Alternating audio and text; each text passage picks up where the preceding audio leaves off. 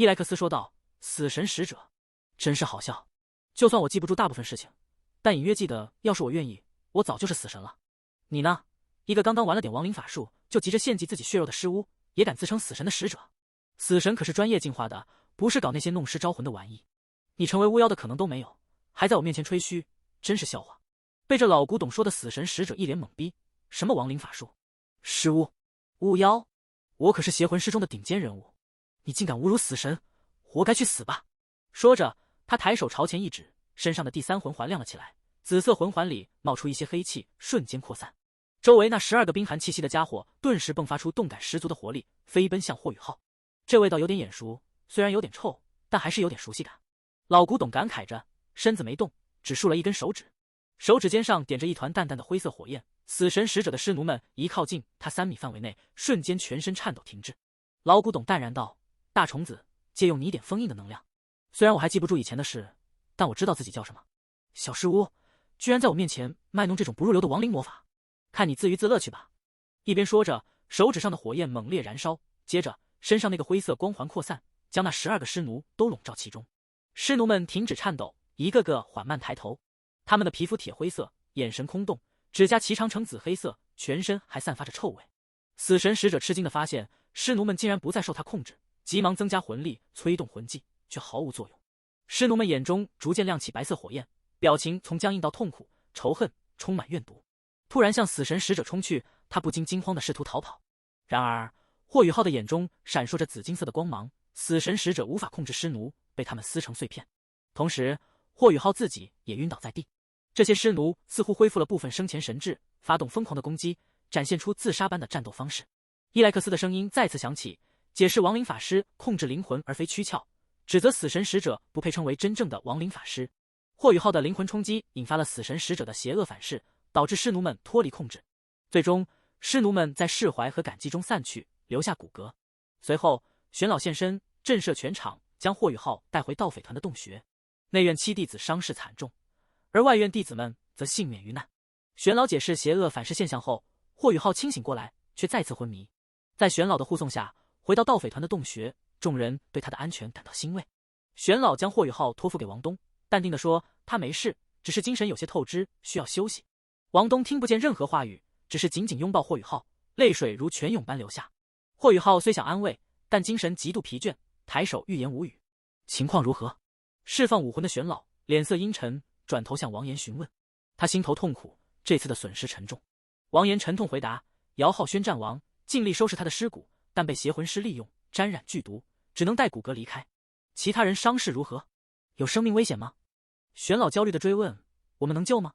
王岩道：“陈子峰断腿，公羊莫伤势最重，内外伤都严重。西西内伤较轻，但毒性十分危险。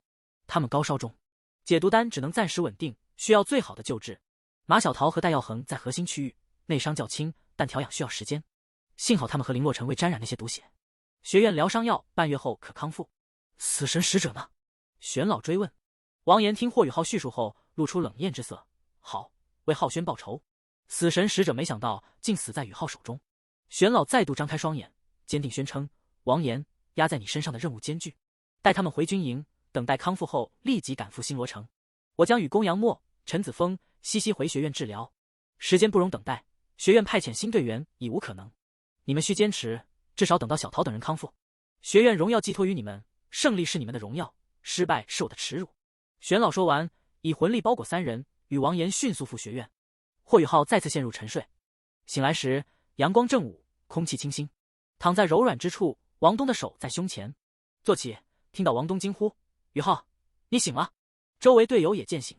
一天，霍雨浩和王东在一棵大树下舒适的休息，霍雨浩的腿成了王东的枕头。突然，王东紧抱霍雨浩，担心他会像其他人一样没命。霍雨浩安慰他说：“没事，大难不死，必有后福。”贝贝和徐三石在一旁笑谈，贝贝调侃徐三石冷漠，激怒了他。江楠楠制止2人争执，徐三石老实了。霍雨浩告诉大家要回西北集团军军营，然后前往新罗城参加斗魂大赛。菜头关切地问王岩是否要让他们上场，大家都期待着。王岩解释只能依靠他们，因为学院内外都难以找到合适的人。贝贝振奋大家士气，表示无论成绩如何都要全力以赴，说不定能迷惑对手。大家斗志昂扬，徐三石充满斗志地说可能一路杀入决赛。在学院，玄老坦白自己带队出问题，辞去监察团副团长，并退出海神阁。众人震惊，严少哲劝说他不要离开，但玄老叹息表示早有此意。他回顾过去的失误，但留下是为了乐轩，这次决定不再犹豫。一死六伤，真是个大麻烦。要是我一直在他们身边，这点破事肯定不会发生。我的武魂告诉我，我不适合当史莱克监察团副团长了，决心已定。姚浩轩没了，真是令人伤心。更麻烦的是，他们还要代表学院参加高级魂师学院斗魂大赛。现在这么大的纰漏出现，学院的头衔可能要打折扣了，这责任只能由我来背。魂导系院长仙灵儿补充说：“老玄啊，你就留下吧。你的饕餮神牛虽然让你吃不停，但并不影响你的实力。你对学院的贡献，我们都看在眼里。虽然内院的弟子死伤惨重，但我们不能因噎废食。你要是离开，学院可就亏大了。”老玄苦笑着摇头，这次若不是侥幸，霍雨浩就真的挂了。当时被邪魂师抓去，要不是他的精神冲击反噬了那家伙，学院的希望之星也就没了。这么大的失误，我还有何面目留在海神阁？劝也别劝了，我已经决定。姚浩轩家势力不小，我得去他家里尽力安慰一下。各位，就此别过。说完，他站起来准备离开。回来，一个平淡但有威严的声音响起。老玄已经走了几步，却硬生生停住了。穆老，我真的无颜再留下。老玄背对众人，身体微颤，只有他自己知道内心有多痛苦。我让你回来，难道你没听到？穆老语气平静，但老玄已经重新坐回座位，其他人也不敢出声。在座的宿老中，老玄和林老辈分最尊，但从辈分上看，他们仍比穆老小。穆老是老玄师祖的弟子，也是最年轻的。虽然辈分小，但穆老对学院的贡献和实力都是史莱克学院的真正领袖。穆老缓缓坐直身体，让人看清了他的相貌。相貌普通，有些老态，但若霍雨浩和王东在场，会惊讶地发现，这位平日里躺在躺椅上的老者，竟然是龙神斗罗穆恩。他已经超过250岁，是大陆的传奇。穆老柔和的目光中流露出冷冽：“你都200多岁了，怎么还这么毛躁？加入监察团的都得做好牺牲的准备。这次情况特殊，面对邪魂师和失控，是个不寻常的对手。你们除了解决了那个家伙，也算是为学院立了一份功。姚浩轩去世，我也难过，但死者已矣，我们监察团得继续。你的饕餮神牛武魂贪吃，对学员信心没问题。这次事件是你在身边，没有你呢，可能会更糟。监察者行动，每次都有苏老跟着吗？自责不如培养更多更优秀的监察者。梨儿，在。仙梨儿站起来，恭敬地应道。穆老说，今天定下了，海神阁会议后，内院弟子都去梨儿那边，至少定制1枚飞行魂导器和1枚防御魂导器。谁再反对，就离开学院。是。仙梨儿满面喜色。对面的严少哲院长却皱眉。武魂系和魂导系一直对立，武魂系认为不用魂导器才是传统。穆老的决定明显是告诉武魂系，他们需要魂导系的帮助。老师，是否再斟酌一下？严少哲试探地问。穆老眼睛一瞪，还要死几个学院弟子才改变？就算没这次的事，我也会召集大家讨论。时代在进步，魂导器是时代产物，个人实力加上魂导器才能更强大。如果你守旧，还当什么院长？我的意见定了，武魂系买魂导器的钱要付，不能拖欠。严少哲心中虽不满，但不敢反驳，答应了下来。仙灵儿却笑得得意。蔡麦尔副院长赶紧为严少哲圆场，说：“穆老，那全大陆高级魂师学院斗魂大赛怎么办？